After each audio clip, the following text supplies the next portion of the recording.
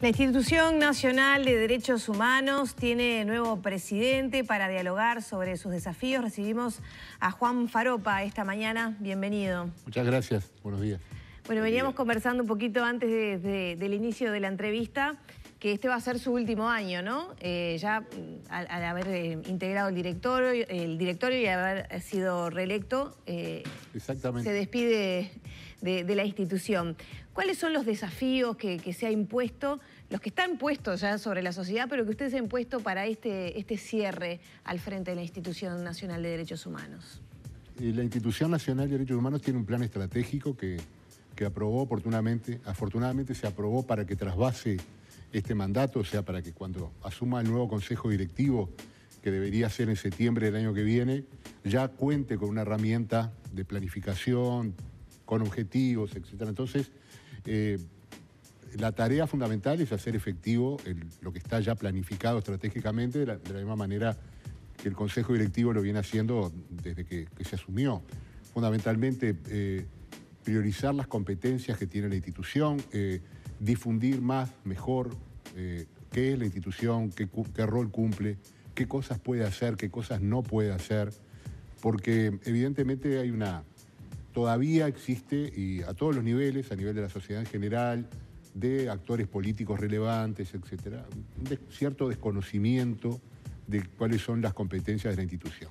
Y después, por otro lado, también un poco en la línea de lo que hablamos antes fuera de cámara, en lo personal percibo un clima de una gran crispación, ¿no? A nivel de la sociedad, a nivel también del sistema político. Da la impresión que los canales de diálogo racional, civilizado, democrático, muchas veces no fluyen, como que hay algunos bloqueos, y creo que desde toda la institucionalidad pública, pero más todavía desde la Institución de Derechos Humanos, tenemos la obligación de contribuir a generar un mejor clima para el debate, para la discrepancia. Yo siempre digo, la democracia no es un lago espejado, un lago sereno, es un mar embravecido, ¿no?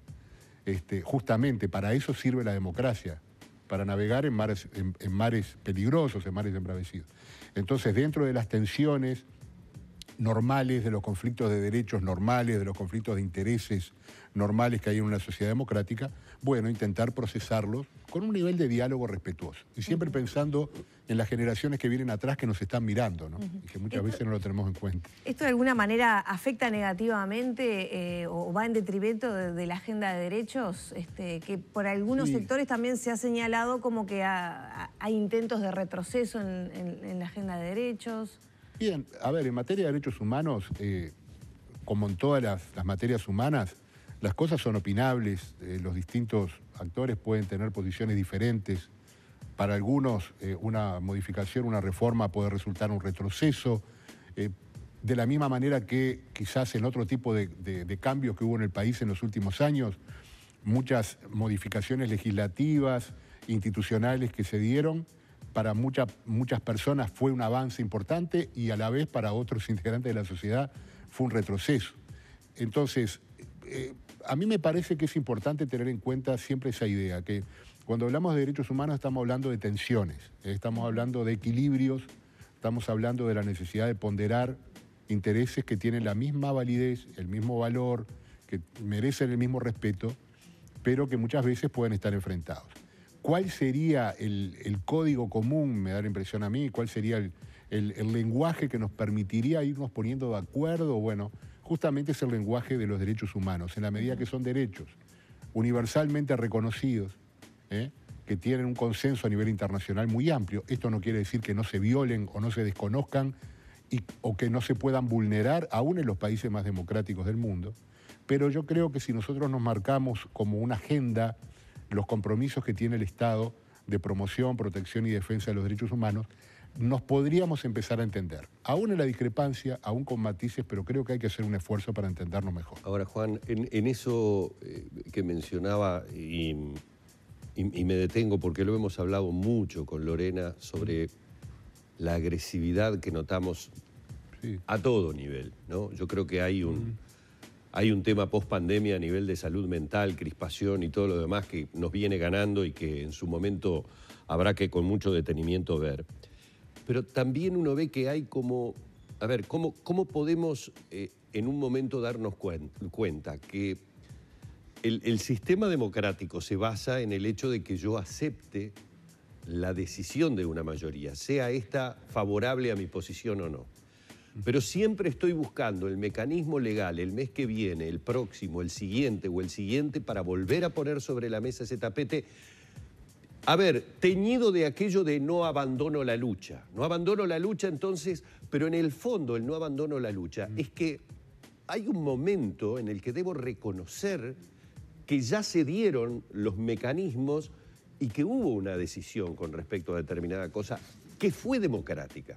¿Por qué tenemos la tendencia? Y ojo que no estoy hablando de un tema en particular, puedo remontarme a situaciones que se han dado a lo largo de los años en gobiernos blanco, colorados y frente amplistas. Esa cosa de sigo adelante y sigo adelante y sigo adelante, como si algunos temas no terminaran nunca, casi con una suerte de empecinamiento. Claro. Sí, mira, ahí hay un pequeño matiz. A ver, sin lugar a dudas, la democracia es la regla de las mayorías, ¿eh? Es una fórmula que la humanidad inventó, no es la mejor, tiene muchas varias, pero es lo mejorcito que se nos ha dado como humanidad hasta ahora para poder convivir. Esperemos, seguramente, nuestros hijos, nuestros nietos, capaz que ven algo mejor. Siempre tenemos esa expectativa. La convivencia es una construcción permanente. También los derechos humanos son una construcción permanente. Entonces, dentro de esa regla de las mayorías, que es una regla fundamental para el consenso, para acordar reglas de juego, también en materia de derechos humanos se requiere siempre que las mayorías, de alguna manera, no aplasten a las minorías. El reconocimiento de los derechos de las minorías es una regla fundamental en materia de derechos humanos, lo que no implica desconocer esa regla que es básica para el funcionamiento de la democracia y que es básica para los derechos humanos, que es aceptar la decisión de las mayorías. Ahora bien, para no tocar temas... Sí, de actualidad. No, y además, yo, como tú sabes, yo estoy velado también estoy vedado para poder hacer algún tipo de comentario. Vamos a poner un ejemplo, el Brexit en Gran Bretaña. Ahí está. Bueno, el Brexit en Gran Bretaña fue un largo proceso, se discutió mucho, se llegó a un plebiscito, se votó, se aprobó. Luego de eso, amplios sectores de la sociedad británica se dieron cuenta que no era tan buena la oferta como la que se había planteado en su momento, que había una cantidad de dificultades. El problema de Irlanda del Norte con Irlanda del Sur, el problema del tránsito de camiones de Gran Bretaña para Europa, etcétera, etcétera. Entonces se planteó, bueno, vamos a discutirlo de nuevo, ¿por qué no planteamos un nuevo referéndum con respecto al Brexit? Y bueno, y ahí eso fue generando todo un debate de hasta dónde vos podés, justamente como decías, seguir desde el punto de vista de la gran política, ¿no? De la gran política que es la administración de una sociedad, de las reglas, de las normas, del relacionamiento, hasta dónde podés seguir tensando. Bueno, en mi opinión, hasta que se agoten los recursos. O sea, mientras exista un recurso democrático para que la ciudadanía pueda hacer uso de él, que esté dentro de la Constitución, que esté dentro de las normas, yo creo que no hay ningún inconveniente. Pero lo que yo planteaba era más allá de este debate que todos sabemos de qué estamos hablando, sí. Pero más allá de esto, yo creo que esto es anterior, bueno, para ser claros y para no dar vueltas al debate de la LUC sí, de la LUC no, pero creo que también es anterior a la pandemia. Creo que tiene que ver muchas veces con algo que se está dando también a nivel mundial, que es el agotamiento de determinados modelos de convivencia, lo que genera mucho malestar. Hace mucho tiempo, en algunas áreas de la sociología se habla del malestar urbano, ese sentimiento de malestar que tenemos quienes vivimos en las grandes ciudades, que para decirlo claramente estamos quemados, ¿no? Estamos quemados con todo y nos enojamos en el tránsito, en el supermercado, con la escuela de nuestros hijos, con un partido de fútbol, con la política. Está como que a flor de piel sale siempre una reacción violenta. Que algunos autores lo relacionan, yo creo que es cierto, con esta falta de certezas que nos ha traído los tiempos modernos. Enormes cambios tecnológicos, culturales, que en definitiva te llevan a un cierto temor, incertidumbre, y ahí sale lo peor. Desde que vivíamos en las cavernas, el miedo, el temor fue el principal alimento que nos permitió evolucionar y estar alertas, enfrentar la amenaza de otras tribus, de algunos animales, etc. Pero ese temor, cuando el ser humano tiene miedo, nos convertimos en unos seres muy peligrosos. Y muy peligrosos para nuestros seres iguales, para nuestros similares. Somos los únicos seres en toda la creación que agredimos, que llegamos a matar a un ser similar cuando no es por una necesidad biológica, por la cadena alimenticia, lo que sea. Eso hay que tenerlo en cuenta. Bueno, y mientras mientras toda esa agua corre y hay temas puntuales, concretos que trabajar. Hay dos que quisiera abordar antes de estos 5 minutos que nos quedan de entrevista. Uno tiene que ver con la novedad de las actuales denuncias por el tema de vacunados, no vacunados, ingreso y no. Y el otro, un tema permanente que tiene más responsabilidades en los últimos años de la institución, que tiene que ver con la búsqueda de restos de detenidos desaparecidos. Concretamente en este segundo tema, ¿en qué se está? Se había buscado nuevos sitios de excavación, se había trabajado, hubo algunos también enlentecimientos por la pandemia. Exactamente. ¿Con qué, digamos, impulso se va a trabajar este año, en su último año al frente de la institución? Las competencias que tienen que ver con búsqueda de restos de detenidos desaparecidos es una competencia nueva que el sistema político le asignó a la Institución Nacional de Derechos Humanos. Creo que esto es importante. El papel que cumple la Institución Nacional de Derechos Humanos no se remite exclusivamente al pasado reciente. Es más, le digo que dejando de lado el tema de la búsqueda de detenidos desaparecidos, realmente son pocas las cosas que tienen que ver con esa etapa. Igualmente, por supuesto, se sigue solicitando el cumplimiento de las obligaciones que tiene el Estado en esa materia. Pero es mucho más amplia la materia que lo que tiene que ver con la búsqueda. Sin duda es un elemento importantísimo, pero repito, es una responsabilidad que el sistema político le otorgó a la institución. En este momento se está trabajando, estamos trabajando con muchísima reserva, fundamentalmente basados en el respeto que se merece la sensibilidad de gente que ha sufrido muchísimo durante mucho tiempo. Entonces se está trabajando, se siguen ampliando los lugares, pero la decisión que ha tomado el Consejo Directivo, por acuerdo absoluto de sus integrantes, es manejarse con total reserva y no generar expectativas y solamente informar cuando hay algún avance concreto. ¿Se sigue recibiendo material? Permanentemente, sí, se sigue recibiendo. Creemos que hay mucho más todavía, el tema es, encontrar la forma de poder obtenerlo, de generar confianza. Pero bueno, ese es un tema importante. Junto con este tema, que es un tema todavía vigente en el Uruguay de hoy, obviamente hay un enorme menú de actividades y de temas que la institución toca. Discriminación en el acceso al estudio, discriminación muchas veces por razones de género, el tema del acceso a determinados servicios, el tema de situaciones de violencia que se dan con la intervención de algunos organismos del Estado.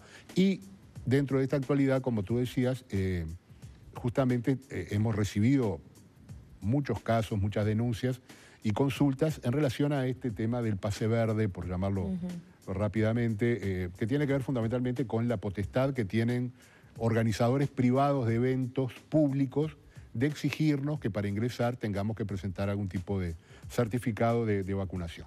Esto no tiene nada que ver con la relación de trabajo.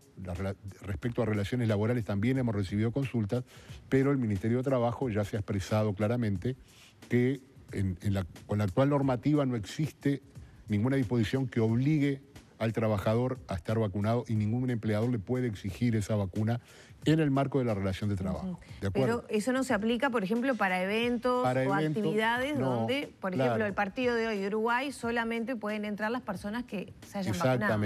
Exactamente.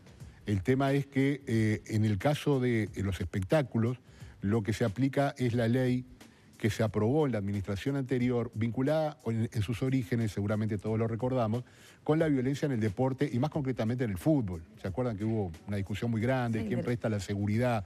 La AUF, el Ministerio del Interior. Bueno, se aprobó una ley, pero esa ley está redactada en términos amplios y por lo tanto se puede aplicar a otros eventos. ¿Esto qué significa? Que el privado que organiza un evento, que puede ser un espectáculo público, un espectáculo deportivo, social, religioso, o que tiene un emprendimiento, un gimnasio, por ejemplo, puede establecer como condición el tema de la vacuna. ¿Por qué? Porque la ley de derecho de admisión se lo permite. Lo que no le permite la ley de derecho de admisión es aplicar medidas discriminatorias, que sean discriminatorias por razones de género, de religión, de raza, de opinión política, etc. Entonces, lo que la institución va a hacer en estos días, porque estamos trabajando con eso, es tener un pronunciamiento claro para decir, bueno, exigir a una persona para ingresar a un evento público, un espectáculo, un partido de fútbol, la vacunación COVID-19, ¿constituye o no constituye una medida racista, xenófoba, discriminatoria? En esa dirección, la institución resolverá, fundamentalmente pensando que en una sociedad democrática muchas veces no, siempre debe regir el bien común, el interés general, sobre el interés individual. Y como decíamos al principio de la nota, volviendo a esta tensión, a estas antinomias, ahí tenemos un caso concreto de conflicto de derechos. O sea que podemos adelantar que en este caso no sería una discriminación porque se va a priorizar el bien común de estar vacunado. Bueno, la institución todavía no dijo nada. Lo estamos manejando en esa dirección, pero bueno, creo que la posición a nivel internacional va en esa dirección. Hay una sentencia muy reciente del Tribunal Europeo de Derechos Humanos respecto a la obligatoriedad de las vacunas. Y bueno, vamos a verlo, pero como toda resolución del Consejo Directivo, se dicta dentro de las mayorías que establece la ley que nos rige. Juan, muchísimas gracias. No, usted, un placer. Como siempre, y les agradezco mucho al programa porque siempre hemos tenido un muy buen diálogo y nos ha permitido comunicarnos con una audiencia muy importante. Muchas gracias. Ha sido un placer recibir en la mañana de Arriba Gente a Juan Faropa, presidente de la Institución Nacional de Derechos Humanos y Defensoría del Pueblo.